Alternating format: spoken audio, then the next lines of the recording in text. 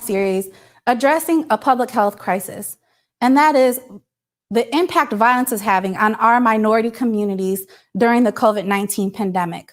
Tonight, we'll be specifically focusing on the Northwest and Northern Indiana cities like Gary, East Chicago, Hammond, Michigan City, South Bend, and Elkhart, where they see higher rates of crime and violence. My name is Erica Pedroza, and I'm a public policy associate at the Indiana Minority Health Coalition. Our town hall mayor and tonight's moderator is Hot 96.3's very own B. Swift. And although we know him for his work as a DJ, he's also very active in his community, working to address social justice issues and violence. And before I hand it over him to introduce our panelists, I want to encourage everyone to please take a minute or two and complete a brief survey. The link will be posted in the comments, and we'll also remind you again at the end. And that is all. So Swift, I'm going to hand it over to you to introduce our panelists.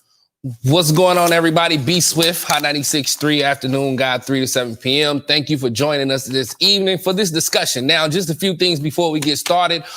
This discussion is definitely about the community, and you are the community that's watching. So we encourage you, if you have any questions, type them in the comments box below, because we will get to a point where it's all about your questions. And throughout this entire conversation, we'll be jumping back and forth through some questions I have, but we'll also be jumping to the questions that you have. So don't feel some type of way. No question is a wrong question or a bad question. Please jump in with your questions and ask us. All right. So now it's time to get to it. We have some guests here who in the IMHC affiliate organizations who have worked to secure panelists to discuss violence, like I said, in Northwest, Northern Indiana regions, specifically the Gary, Michigan City, South Bend, and Elkhart. So I would like to bring my guest up, and I would like to start with Lorrell. Could you please let us know who you are and what you represent?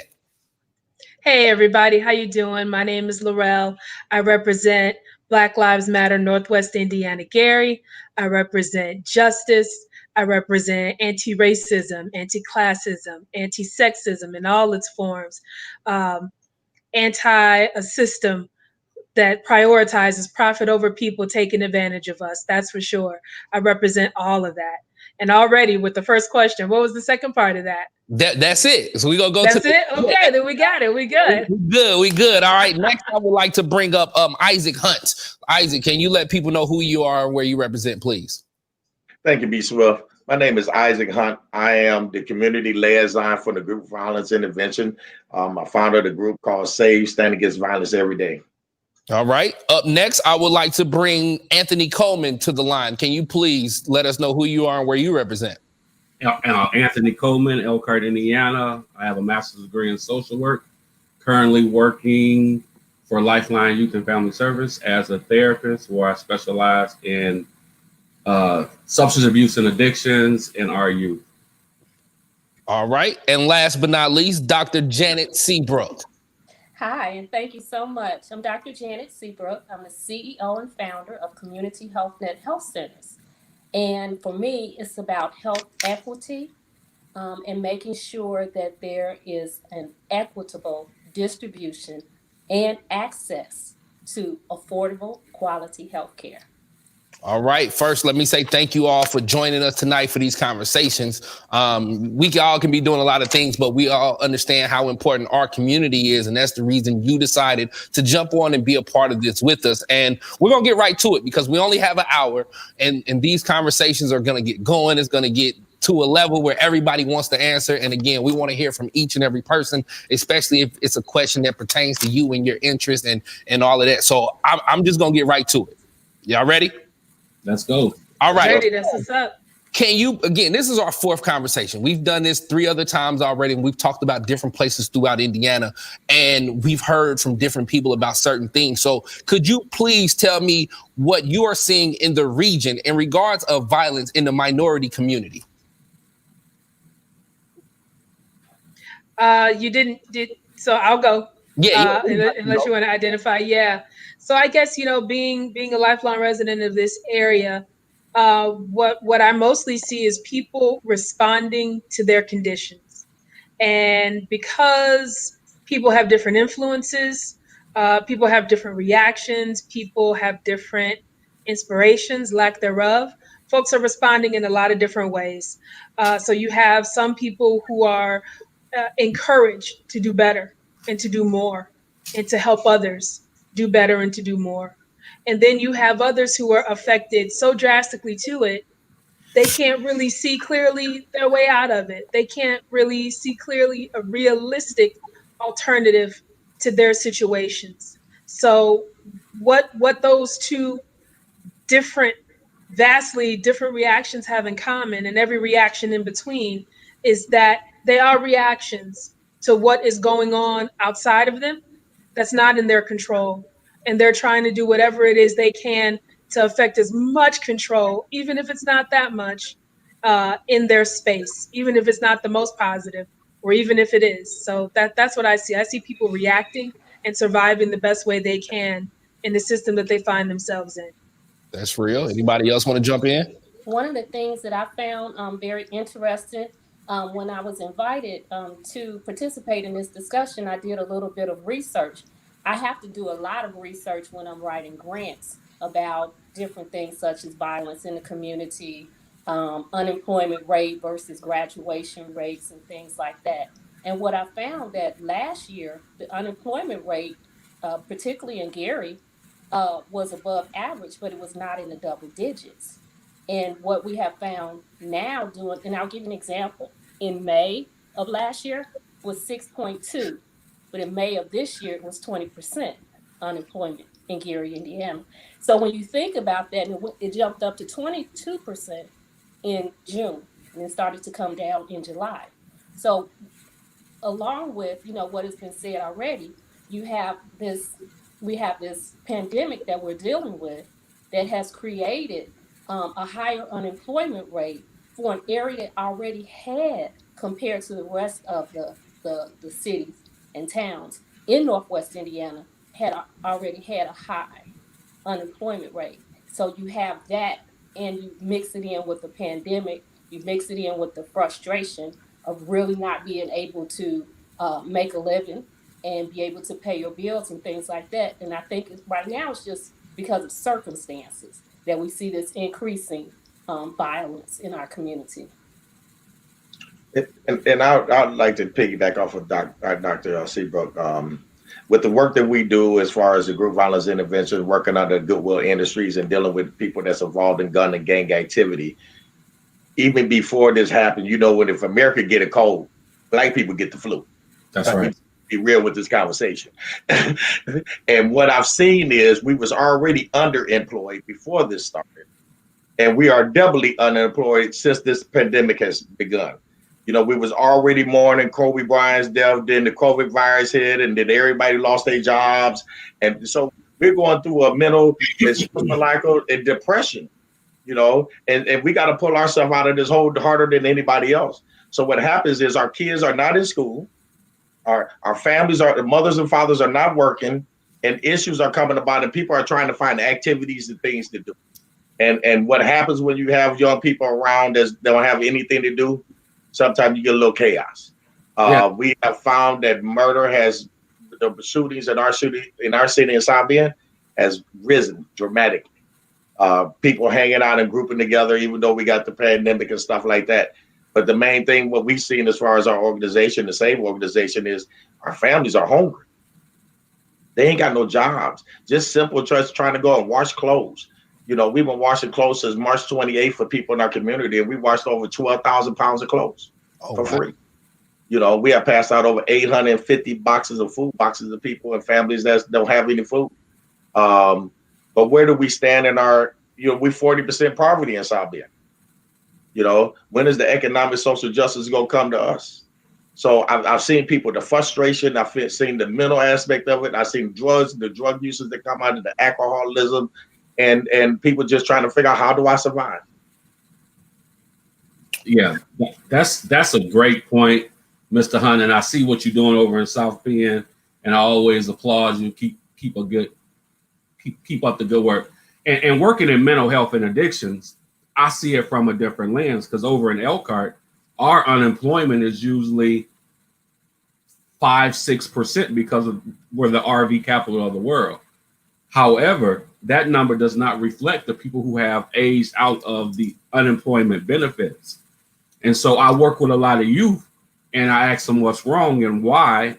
And I now understand when they say they don't know, because they're so confused about life and circumstance. And when we have a high school system that graduates 15% of African Americans, you know, that 40% are high school dropouts. And so then what do we have to offer? You know, yeah, there's jobs, but are we being hired for those jobs? And like Mr. Hunt said, when America catches a cold, Black people catches the flu. When there's layoffs, Black people are the first ones to go. And when you see the whether it's a free food pantry handing out food boxes, and they're wrapped around in South Bend, down Western, across Chapin, or in Elkhart, down Oakland, across Franklin for miles. These people ain't just trying to get a handout. They are actually needing a hand up. And in the community, we're not getting that hand up, especially in communities of color. And then when you talk about the mental health aspect of it, you know, we won't even admit that there's a problem, you know, and so, but we'll admit that I like to drink. We'll admit that I get high, not why I get high or why I like drinking, where there's so much pressure as people of color. And that's where the domestic violence come in, the intimate partner violence come in, the gang violence come in, and the community shootings, you know, come in. And then it just paints just an even darker cloud upon communities of color.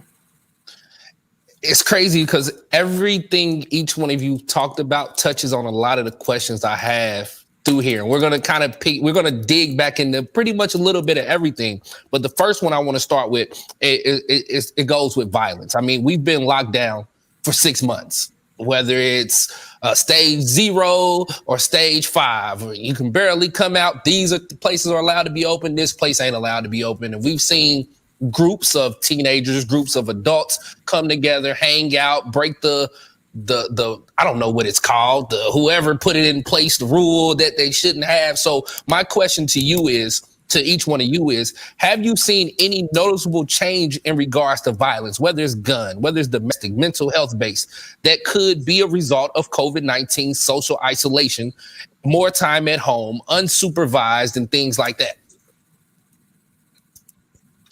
On our end here in South Bend, I would most definitely say yes. And our kids don't have anything to do.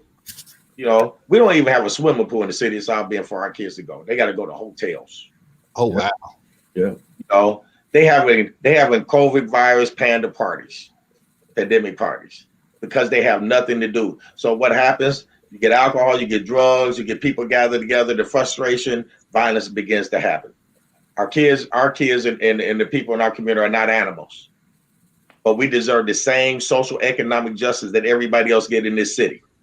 We should not have to be looking to see if we got street lights, if our trash is being picked up. You know, it's just frustrating because now you got kids at home and they trying to do e-learning. The period's not working.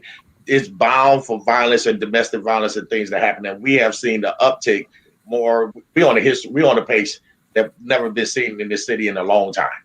We're over 100 shootings in our city. I can't even name how many murders we have. We had a 7-year-old just killed there a couple of weeks ago at a birthday party. You know, and these are the things that's taking place because people don't know how to deal with the anger. They don't know how to deal with conflict, and they don't know how to deal with what they're going through at this moment, and they're hungry. Yeah. And I think it should be said that these conditions and everything that was just mentioned were happening before this pandemic. And I spend so much time talking to people. I'm a disability rights worker, and I spend so much time talking to administrators, talking to people in positions of influence who can dole out more resources specifically for people with disabilities, saying that these issues that we face in our community were already there. They've been there for a very long time, and they've affected these populations who have the least amount of systemic power, not individual power, not even in terms of group power, because I just came from a community action, a protest action, where a whole lot of power was exhibited, right? And our working class folks, especially Black folks, can exhibit a great amount of power. But when we talk about systemic power, when we talk about the power to dole out helpful resources, the power to make sure a hospital in a community stays open, the power to make sure that a center that addresses the needs of older people, of people with disabilities, of very young people, and everybody in between, the power to keep that place open or close it, we don't have that power in our communities. So this issue existed long before COVID-19. The biggest effect that COVID-19 has, doesn't have anything to do with COVID-19. No. It has to do with systemic issues, right? It has to do with the conditions that are happening around us, the conditions that are forced upon us, the conditions that, even as a working class population, if you set race aside for a second, because you can't set it aside for too long, for just a second, to look at our issue as a social class, right? It's astounding what has already been in existence. And then when you bring all of this stuff back in, race, gender, social class, all that stuff back in, as it always does, it compounds. It just piles on top. It makes the effect more drastic. So that's what I've seen. Just looking at things, in terms of the era of COVID, people have become scared. That's what all the denial of COVID is about. It's fear. It's people reacting in terms of fear. And it's also something that I also noticed, and I'll stop after this, in terms of dealing with the population of folks that I deal with, they had some pretty serious problems before COVID-19, to the effect they haven't had a chance to worry about COVID-19. They haven't had a full chance to take precautions for this one issue, because they're trying to take precautions for all these other issues that they're already dealing with. That's it. Everything, I'm sorry, I was just going to say, everything that you just mentioned, this is what we hear daily in our clinics. When, because we just recently, a couple of months ago, were able to start back getting to face-to-face from telehealth. But everything that you mentioned was going on before in our community. We're taking care of people with high blood pressure, diabetes, high cholesterol.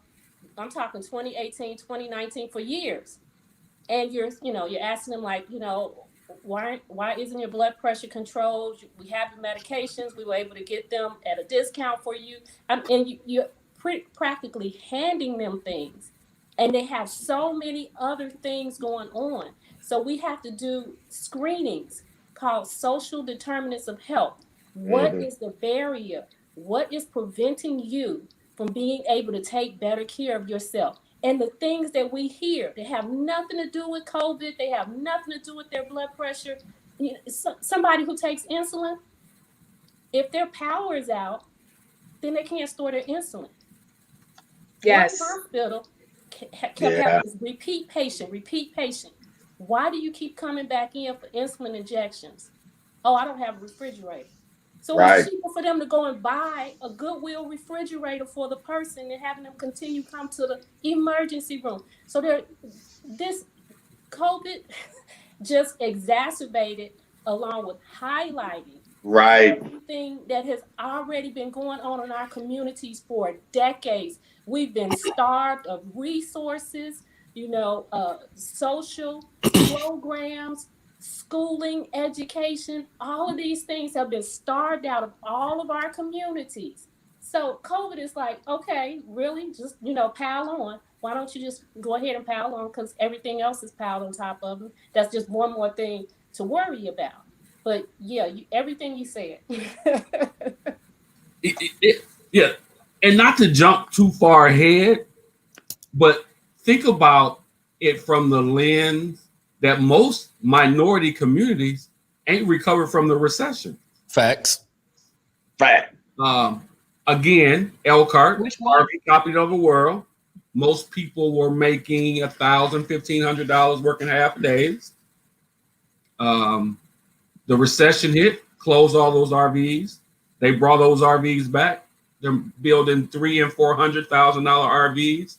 but those people who were making a livable wage 10 years ago are making $13 and $14 an hour now. If not less.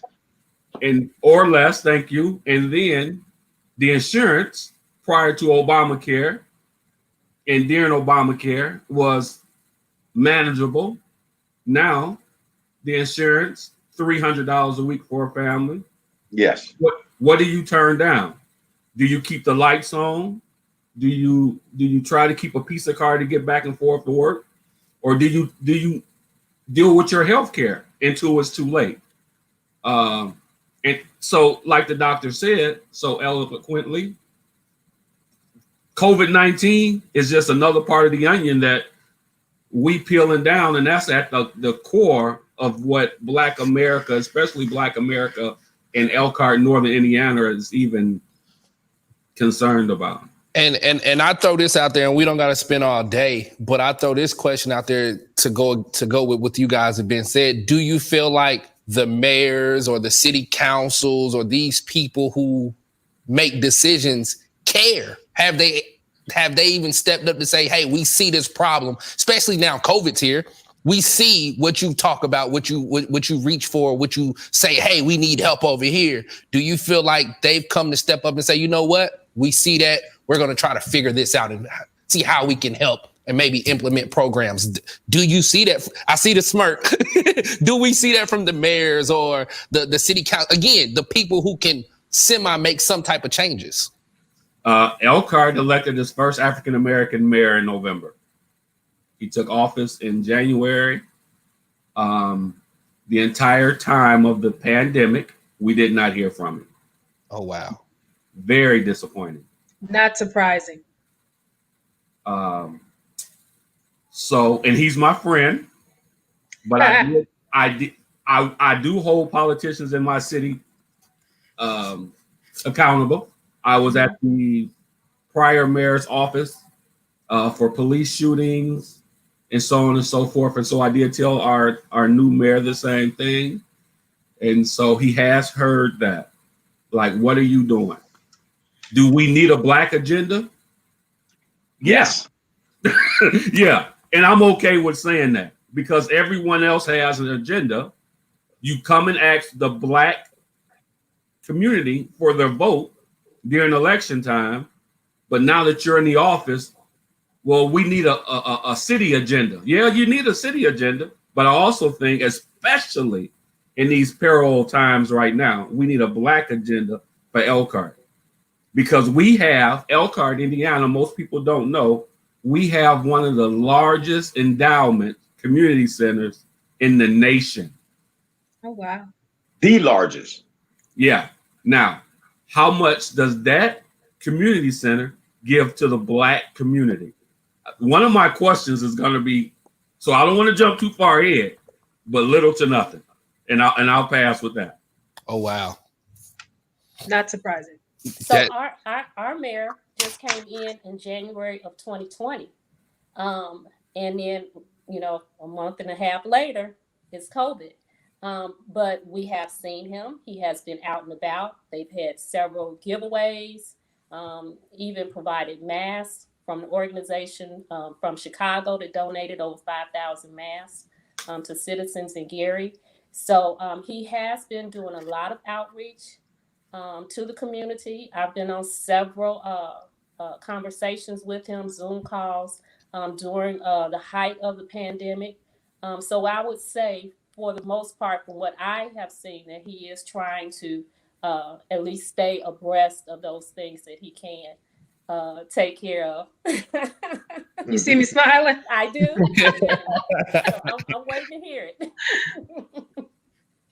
So no, it's and you know what? I Northwest Indiana is so interesting because you do have a lot of cities, a lot of towns very close to each other, right? You can have 5 cities right next to each other that together doesn't even equal one large town. Mm-hmm. Right. And so when we talk about these different areas in terms of, organized with Black Lives Matter, Northwest Indiana, Gary, I'm from East Chicago, Indiana.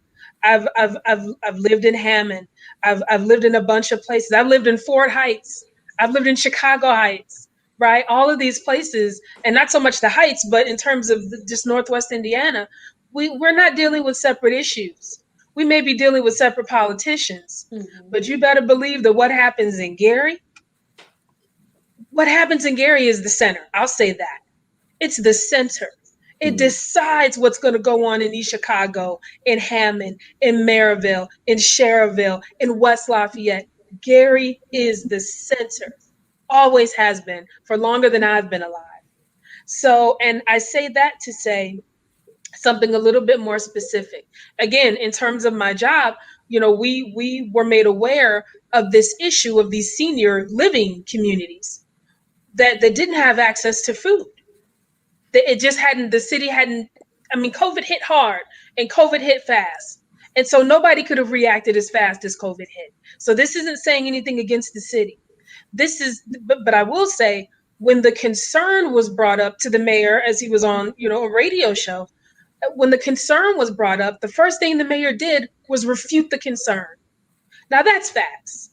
And maybe that's a politician thing. I don't know. I don't have the luxury of caring. All I have, the only thing that I face is what people are saying their need is. Now, on the positive side, there has been attention paid from outside the city and inside the city. And it seems like when outside the city started paying attention, inside the city had to catch up. And they did. All's well that ends well. Right? So it's not about what particular politician did what or didn't do what. In terms of what was said earlier, when we say Black Lives Matter, we have to understand that Black lives is really a view about what other groups are facing, but they've been convinced not to complain. I was talking about a story recently about this young white male who he could have been more than 15 years old, horribly assaulted by the police in a coma. His mother gave an interview with the newspaper. That's the last we're going to hear of that, because white people don't have it in their culture to band together and refute these power authorities. You're just not going to see it, because they've unfortunately been convinced by racism and classism in particular that just because they look a certain way, they have the benefits of wealthy people who look like them in this country.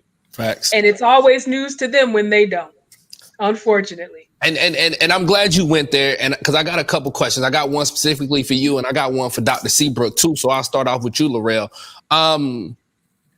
Tell me about the police response to violence. Do they work with you to resolve or build connections within the community? And we'll go to everybody, because I know Isaac and Anthony, you guys are really in the streets doing some other things also. But, do you see this happen with you being where you are, Lorrell? So I just want to say, I want to explain something real quick. When I look down like this, I'm actually taking notes on what people are saying, because already we just started and some amazing things are being said. Yeah, so I'm not taking a call or anything. I'm actually typing down notes. Yeah, I got some good questions. You know what? There's two things. I'm in a Black Lives Matter collective, so just about everybody can assume what my point of view is. But it's multifaceted, right? You have individual people who have taken the job of police officer because it has insurance and it's job security. On top of that, they have entered a culture that if they don't buy into that culture, it's going to be very hard for them to stay in that job. I have a few people that I know that used to be police officers because they had a hard time buying into that culture. The people who remain police officers, they do the good that they can. But here comes that culture. Here comes that culture. If you see somebody doing something, you're not always at liberty to say it. They live by the street codes just as much as we live by the street codes. They keep as much as they tell us to tell, they don't tell either, which we know. And but they have guns and they have the protection of the state to shoot me, regardless of what I say I'm doing. Yeah. Regardless of how people march in the streets and say she didn't do it. Yeah. First, they have the protection to shoot me based on their interpretation or their desire. So, and I said that to say individual officers could be great. I don't know, but they could be great. I believe they are. I believe there are some that are great. That doesn't matter. That doesn't matter when we then have to deal with the institution of police and what they have been charged to do historically and currently by their bosses. And we all know by now, historically, police in the North charged to abuse and keep in line these European immigrants and these immigrants from other countries from hassling the rich population in the North. In the South, slave catchers. That's it. Keeping these enslaved Black people in line, going to get them and dragging them back into enslavement, or kidnapping people and bringing them into enslavement. That's the history of the police, point blank, period. Can't escape it. Now, Anthony and Isaac, you guys work in the streets. You work with the community also. And I know what you do. You're out there foot. You're out there marching and in the neighborhoods. Do you have that connection with the police to where they are trying to resolve or build connections within the community, or they just showing up, putting the scene together and getting out of there? They don't care about trying to figure out how to stop these problems in certain areas. I'm glad you asked. About 3 years ago, maybe a little longer, Norman Gary was murdered by the police in Elkhart. There was a lot to do about nothing. You know, we met at a few African-American churches and pastors came together, and there was a whole lot of conversation. When it all died down, the 2 officers that was involved in the shooting received an award, an accommodation. I said it, yeah. I'm gonna have to mute myself because I'm gonna jump in. I know me. Ooh-wee. Yeah, we went to the mayor's office, who then directed us to the chief of police. I am a 3-time felon in my former life, so it was the first time I had an actual tour of the police station without cuffs. Amen, somebody. Amen. I know that's right. And so they showed me the command center. They showed me everything. Not the chief, I'm sorry, the assistant chief. In this particular day that the mayor set this meeting up, the chief was not there. I've asked for citizens review boards to prevent these things from happening. I've even asked the old administration for a citizens review board with subpoena power, so that we can hold this type of stuff, hold officers accountable, and it has not happened. So when the prior mayor and the police chief would show up at things, I don't want you just coming to give an appearance. If your presence is not going to have an impact or change anything, whether it's you, our prosecutor Vic Becker, our former prosecutor Curtis Hill, if your appearance isn't going to change things for the better for my people, we don't have anything to talk about. Hopefully I answered your question. Go ahead, Isaac, because I know you're ready. Come on, Isaac. Come on, tell me, do they come in and sit with you in the save and say, hey, we want to build programs, we want to do this, or is it just like, whatever? Tell us, we want to know. You know, 8 years ago, I could have said our police department was not doing anything. Mm-hmm. Now, since we've been doing GVI, the group violence intervention, I have seen transformations that a lot of people in our city don't get a chance to see. Right now, we're doing a metrics through the police department to analyze, putting a citizen review board together. Our council, we have a real good council now. A lot of smart people on our council. A lot of it came from Black Lives Matter protesting. That's right. You know, and one of the things that I always tell everybody is this: you can't force change if you're not in the game. Facts. If you're not at the table, you on the menu. That's right. Right. So we got to start getting young people, you know, to start wanting to be police officers. That's how you change the culture. We got to start having people in place to take over council seats. We got to start getting people on the Boys and Girls Club board. We got to get them on the YMCA board. We got to get them in different positions. We have to create an agenda for ourselves, you know, and until we do that, and when we come together, how can we push somebody else to change? You know, when I got a 7-year-old girl down here shot, I should see just as many protests as I see when a police officer shoots somebody. That's right. Even though, And there are. but what I'm saying is we should be really pushing how do we bring in all of this together, because we can't keep on looking for them to keep using it. They're trying to put us in a Eurocentric framework that do not work for us, right? Our kids are leaving out of high school, they can't read, going from middle school for elementary and everything else. One thing I would say about our chief right now, we're doing expungements. Last Friday, we called it Fresh Friday. Last Friday, we did 476 expungements and driver's license forgiveness. The judges was there. The prosecutor was there. Pro bono lawyers was there. But guess who pushed it? An African-American judge, Judge Andre Gamage, because he understands and he built a coalition to do effective change. So when I'm looking at our police department, are we where we should be at? No. Are we better than we were? Most definitely. And they can say the same thing about my organization. Are we where I should be? No, we should be doing more and could be doing better. But we got to force change. We got to force change through conversation and a strategized plan, because they're planning already and we're not planning to keep up with them. You know, and then while we going on putting out fires, you know, and that's one of the things that I'm always saying. If you won't change, you got to be in the game. Yeah, facts. So, Go ahead, Dr. Seabrook. Yeah, I was going to say one of the things that I find, particularly when you look at cities like Gary, when the police department has to look at programs and resources when they're looking at their budget, typically the first things that go are those community policing, mentoring, like the back in the day, they used to have the boxing league and things like that. So they would be seeing these young children from a very young age and really get to know them. And then, you know, sometimes these children will want to become police officers because of the time that they spent and the lessons that they learned. We don't have a lot of those resources anymore in Gary. So you get this, the younger group of people aren't really seeing police officers as mentors now. Mm-hmm. They're seen in a more adversarial role. So it really creates this dichotomy where you don't have enough Black role models within a Black city.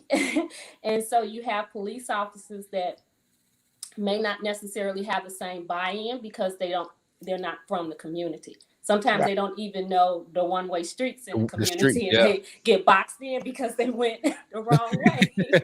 All right. So when you get officers that are not from the community or know of the community, it makes it difficult to police that community in a manner that is not adversarial.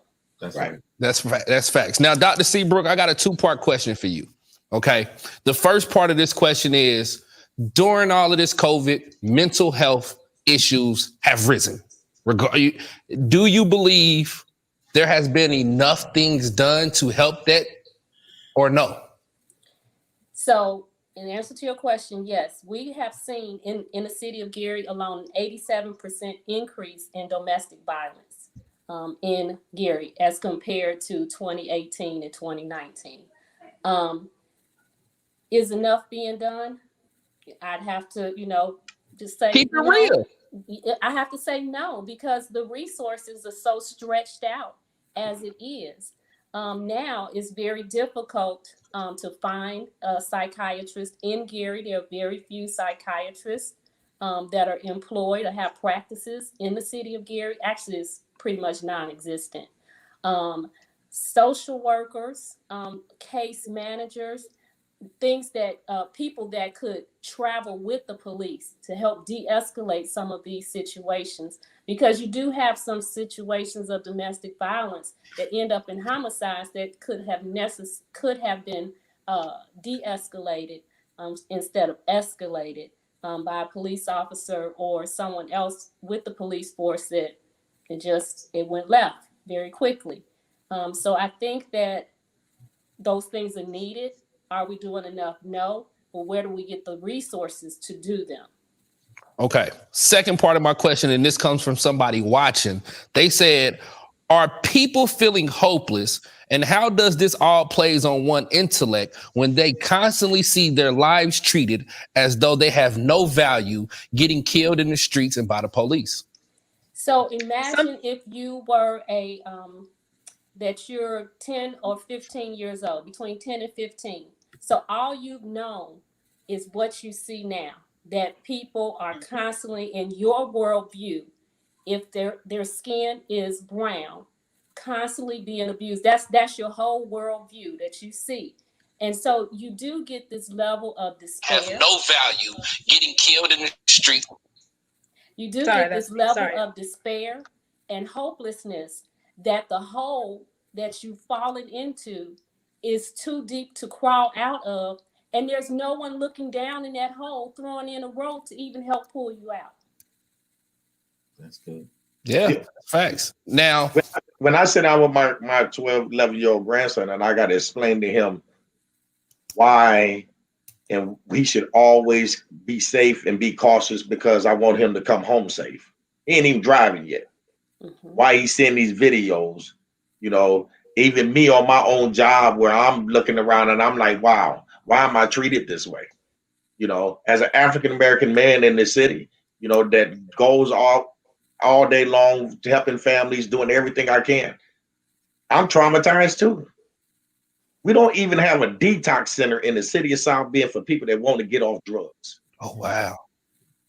That tells you something, right? It shows you where your priority is. But we'll spend $600,000 on a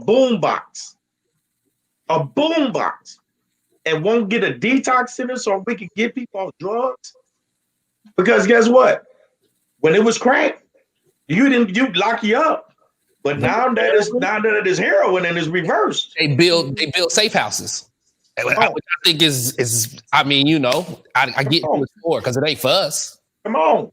And they open up treatment centers and start television shows and show you how the families are talking to them and trying to get them into rehab. Where's that in our community? That's not there. Yeah. And that's what that's what I meant when I said resources. Where are the resources to even be able to send people? We don't have a psychiatrist in Gary. The person's office is not in Gary. That's wild. And speaking of Gary, speaking of Michigan City, I'm gonna kind of put two questions together, and I feel like everybody's gonna jump in on this. And the questions I'm putting together, I've seen people say this, whether it's the news, whether it's people in the street. So first off, Michigan City ranks #1 in violence in all of Indiana, according to some data, right? Then you have people that say that violence in Indianapolis increases because people from the region are migrating here, right? Why is it northern and northwest Indiana areas are subject to more violence? And that's frequently showed in the news and reported through higher statistics of violence than other areas in Indiana. Is it gang prevalence in your city? Is it because when you look at Gary, the jobs, we know the mills are gone. I've been to Gary and I'm like, yo, like, sheesh. You know what I mean? I've been to Elkhart, I've been to South Bend, and I've seen certain things. So do we believe it's the gang violence? Do we believe it's we got to get the money, so we going to do whatever we got to do because we ain't got it, but we know the northwest side might have it or the south side might get it, so we're going to go take it from them? Or, you know what I mean? What do we feel like is the root of this? The root of it, I think, is power. I think it comes down to power. I think it comes down to the power to profit off of one population being in just complete misery. Right, being used as the objects of that power. And you can play them off of other populations who are not in that much better of a situation, but a little better of a situation. And they have this key tool of racism. They have this false consciousness. I'm a sociologist by training. They have this false consciousness where they can think that they have something in common with these people that have power. And in our society, it's a heck of a something, right? The way that you look, it's the first thing we see. It's the first way we interact with people. When you're duped into believing that they're on your team, that their success is your success, even though you yourself are living in a home with no utilities, even though you have to go outside and pick grass and boil it, and you call that greens, which was a cultural moray in a part of Gary. What's I'm blanking on it. Black Oak, right? I've known people in Black Oak. I have friends who knew people in Black Oak and they were over their houses, and their grandparents told them to go outside and pick some greens, dandelions. It's their culture, but it's a psychological thing to be able to believe that you are still superior because of something you have no control over. More superior over somebody because of something they have no control over. Race. It's huge. It's huge. It makes you not fight for yourself and blame other people for what you feel is somebody else's fault. I just can't say enough about power and the ability to be able to trick yourself into not fighting for yourself, but to blame other people when bad things happen to them. It's a heck of a thing. What is it? It's a heck of a drug. It's a heck of a drug, power, and the false ideology of it. I think that because also with our proximity, you have people that are able to travel Northwest Indiana on the expressways, highways, and byways very quickly. I think that sometimes people coming from other areas think that it might be a lot easier to disappear into places like Gary and like in Indianapolis or South Bend or Elkhart because these areas are easily accessible.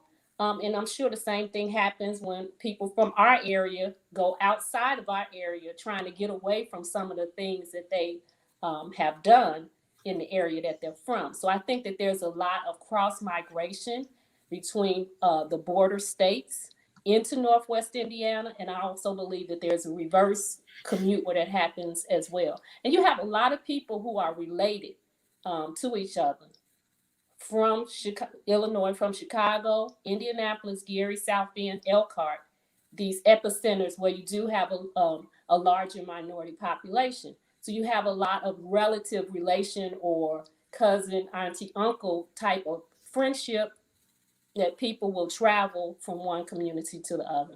And sometimes that translates into crime. I also want to add, during the slave trade, it was called the transatlantic slave trade. Mm-hmm. I would also like to say the transatlantic drug trade has huge barrier, reflection, gang violence, upkeeping violence, domestic violence. Like the doctor was saying in Lorrell, like we've always had to pull ourselves up by our bootstraps, even though we didn't have any straps on the boots. That has always been, Black people's calling card. Like I said, I am a reformed street guy, but there was rules to the street.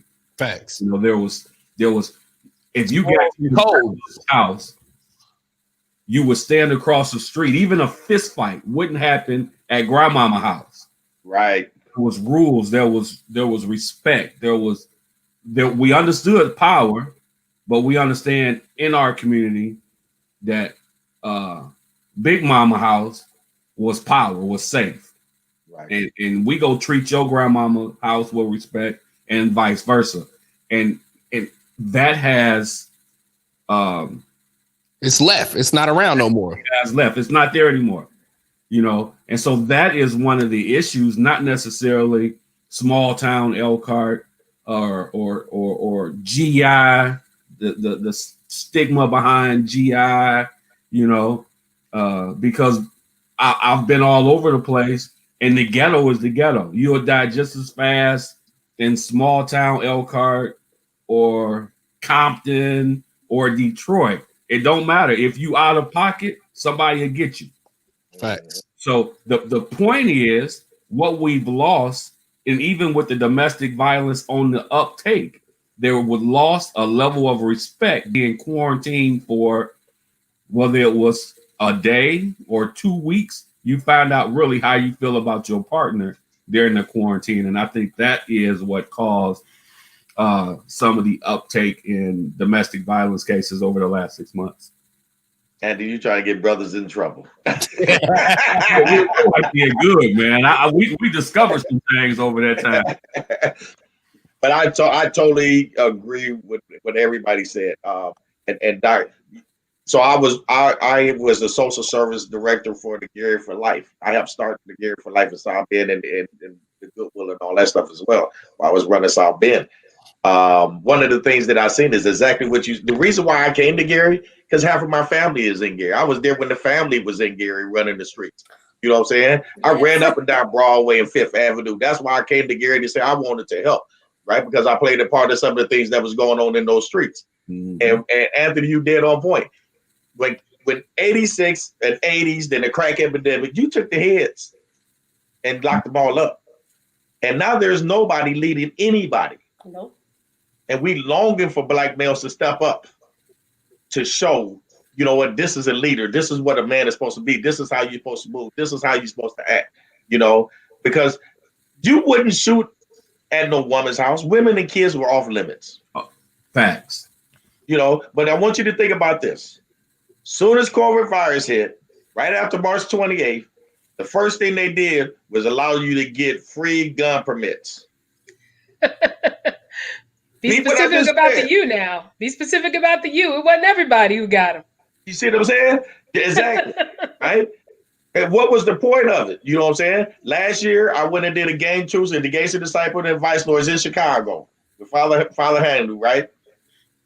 2 days later, they dropped off a whole case of guns in a factory in the alley over there so they could get them. Over 300 guns.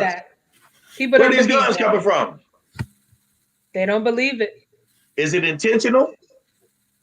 Right? Well, how all these 15, 16-year-old kids is walking around with 30 Glocks with 30 round clips on them? Where they getting them at? Can't go to the store. And they also took the gang leaders out of these communities. They took the gang leaders who instilled discipline. We're not saying that these were angelic people. We're not saying that these folks were much more than criminals, but they were. There's a few excellent books that I would absolutely recommend that makes you see gangs and the people who are in them and the people who lead them, not in a different light. It adds context to it. But all of these former gang leaders were taken out that had that discipline, that told people you don't shoot somebody's mama's house up, you don't shoot somebody's grandma. They're gone now. That's but right. what remained was young people frustrated, jobless, not having a way to deal with the abuse that was going on in their home anyway, now with guns, now with money, now giving drugs. So it goes back to what I always say, what's going to be my answer to everything. It's a systemic issue. It's about power. It's about control. It's about money. It's a systemic issue. That's where it starts. And it's also a self-fulfilling prophecy. When you've been told and shown so much that you aren't anything, you will never be anything. That's right. You start berating a child right out of the womb. That child has no ability to be able to give itself the confidence that it needs to get through this cruel world that we live in. And that's what we do. That's what we do to our children. Yeah. Now, here we are. We got about 7 minutes left in this program. Just want to say I know, right? Like, it's so crazy. Once we get going, we can probably do this for hours. And this is how it's been every conversation. And that's why I love it, because you're so passionate about your community, about your area. And I think the people that's watching this, whether it's today, whether it's tomorrow, whether it's next week, they have to hear that. And they have to go back and say, hey, you know what? I know somebody on the city council. You have to watch this, because the things these people are saying, whether I'm white, black, brown, Mexican, Latino, Asian, Filipino, whatever, it is the truth. And this is how we are looking at people and looking at certain sides of town. And we got to do something about that. So I'll ask this, because it'll probably be the final question I'll get out. And we can start with Isaac on this. What are the current needs to address the violence and other things that's going on in minority communities in your city?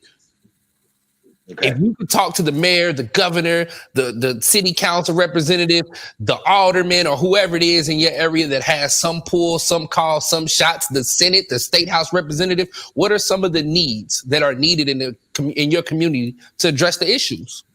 So first thing I would say is social economic justice. We all pay taxes. All our money shouldn't be spent downtown for them to have luxury hotels and be able to do all these type of things. They should be in our neighborhood. We should have lights, curbs, and sidewalks. We should have our schools needs to be handled, right? There's no reason that we got failing schools and then we doing a referendum and you getting $22 million and the superintendent is taking a bonus of 25,000 of that, right? There's no reason that we sitting here and we got vacant lots. Pete Buttigieg just tore down 1,000 houses in 100,000 days, and now we got all these vacant lots. You know, there's no reason that only employment that we really have in the South Bend in our general area is retail. Mm-hmm. You know, there's no reason that we have over 300,000 people who don't have driver's license. Oh, wow. That's right. Think about what I just said. Sheesh. That's something. That's an effect. Yeah. How can a person turn around and say, I want to go get a job, but if I take the chance, I'm gonna get arrested again. So this is one of the reasons why Judge Gammons decided, let's do this expungement. Let's give driver's license back. Let's help people with tangible things, right? The last thing I'll say is that and I'll say this to everybody. If you're not at the table, you on the menu. Mm-hmm. We have to come up for an agenda for ourselves and demand that we get equitable source resources from our city. We have to put people in positions of power. If somebody is not there, we need to right now be working. Who's going to be the next person that's going to be on the council? Who's going to be the next mayor? We have to galvanize within our own community. We got to quit fighting with each other. As long as we fight with each other, they study making money and we study suffering. Yeah, let's not fight with each other. Let's fight for each other. Lorrell, what's yours? There's a documentary that I saw that justified everything that I grew up seeing and that I knew was true. Ferguson, a report from occupied territory. I don't know if people got a chance to see this after everything was popping off in Ferguson. They did a documentary that showed exactly what was the recipe to put people in the conditions where somebody may think that where somebody may get the idea that doing anything by any means necessary is preferable than living in the existence that they're in. And it also showed the undercover systemic forces that kept people in peril. Ferguson, a report from occupied territory, was amazing. So I'm a person, I do think that people should be in different places to have an effect, right? People should be in different places to have an effect. By virtue of one of my paid 9-to-5 jobs, I deal with a lot of politicians. And it's not that I love it, but it is necessary. It's necessary, right? Another one of my jobs, I teach. I teach for a lot. One of my best teaching experiences was at a state 2-year college. And I used to spend hours looking down at the workshop where people were learning HVAC, people were learning to repair cars, people were learning to repair. I just used to stare at that thinking, I don't know how to do that. If my lights went out, I mean, I'm gonna call the guy who everybody called who lived down the street who come turn your stuff back on, for about $50. That's who I'm gonna call. But it's just amazing. So I think that people have to rework what's valuable to them. People have to break believing what we hear is supposed to be valuable to us, to realizing what people need in our communities. And I do think I see what you're saying. I agree. I agree that people need to be in different places. We need to try different things. But we need to understand why we're trying different things. We can't be trying different things to put ourselves on to think that these people have our best interests. I had to dial it back. A whole lot of these people ain't loyal. A lot of these politicians ain't loyal. A lot of these business owners ain't loyal. So we have to understand, we have to remember why we're doing these things that we're doing. That's it. All right, Dr. Seabrook, on you. So what I think, what I'd like to see is that more people from the community being able to use their voice to say what they believe their community needs.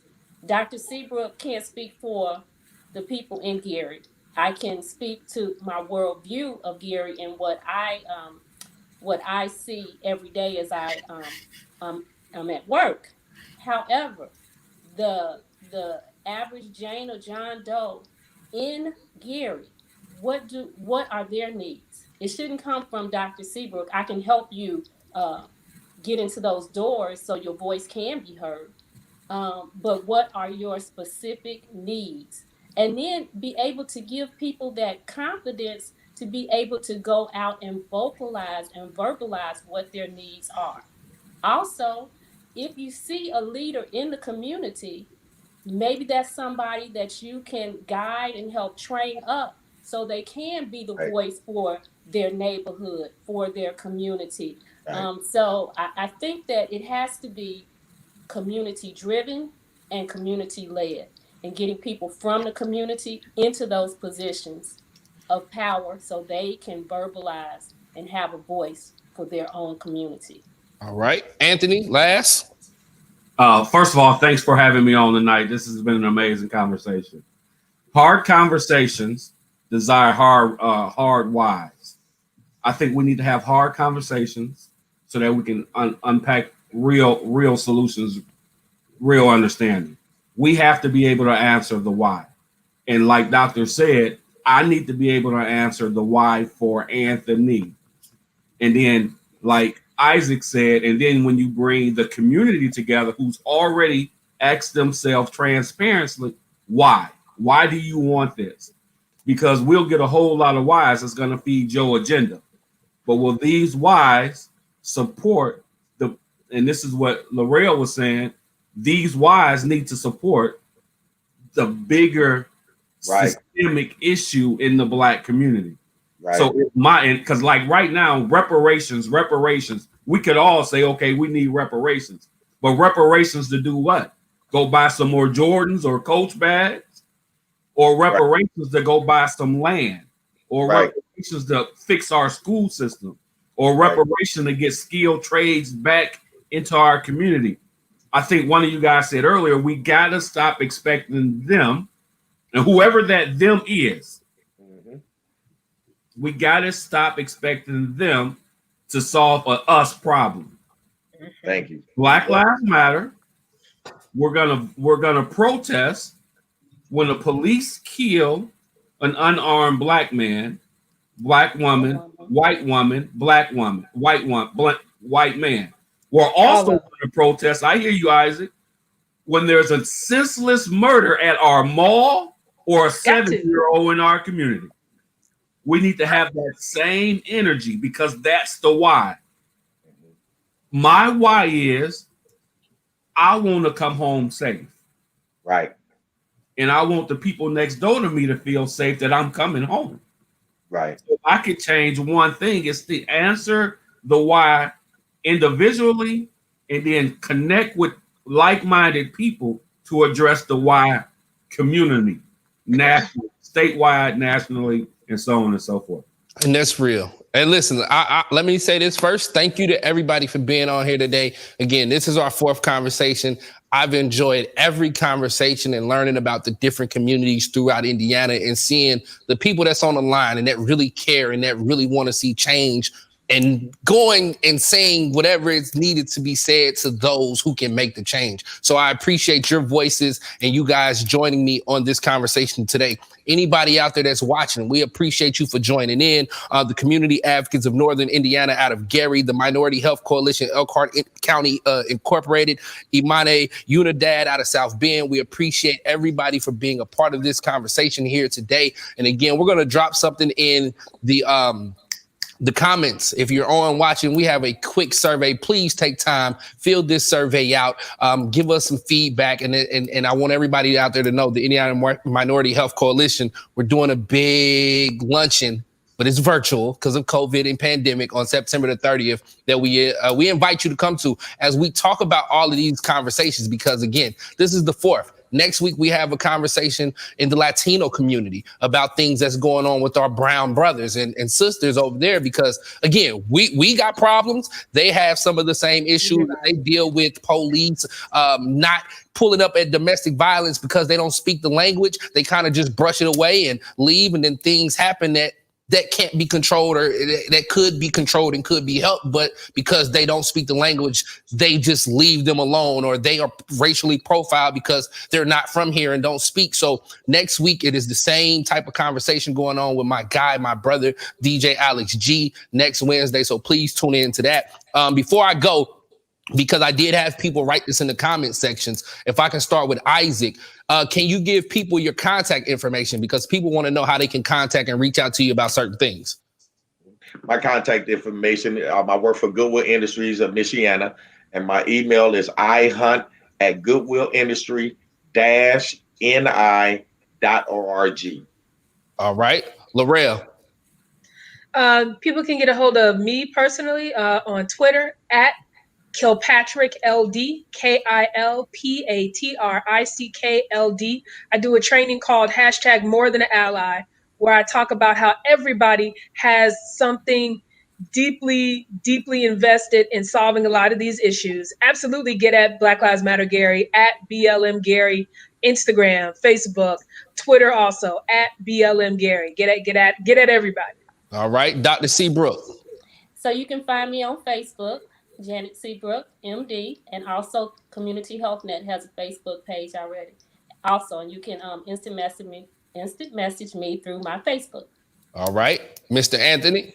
Hey, just like Dr. Seabrook said, you can hit me up on Facebook, Anthony Coleman, MSW. I'm also on Instagram, but I really don't know how to use that yet. I'm out here. If you need a mentor, you need a voice to talk to, or you just want to break bread, I'm here for you. Hit me up, instant message me on Facebook, and I'll definitely get back to you. Well, again, thank you all for joining us in this conversation. We thank everybody who's watching this today, tomorrow, next week. This conversation is very important, and I think we touched on a lot of key subjects. And again, in the comment sections, you will see a link. Take the time out to fill out that survey. And from all my guests and myself, we appreciate you. Enjoy the rest of your evening. Thank you for tuning in. I'm B Swift from Hot 96.3.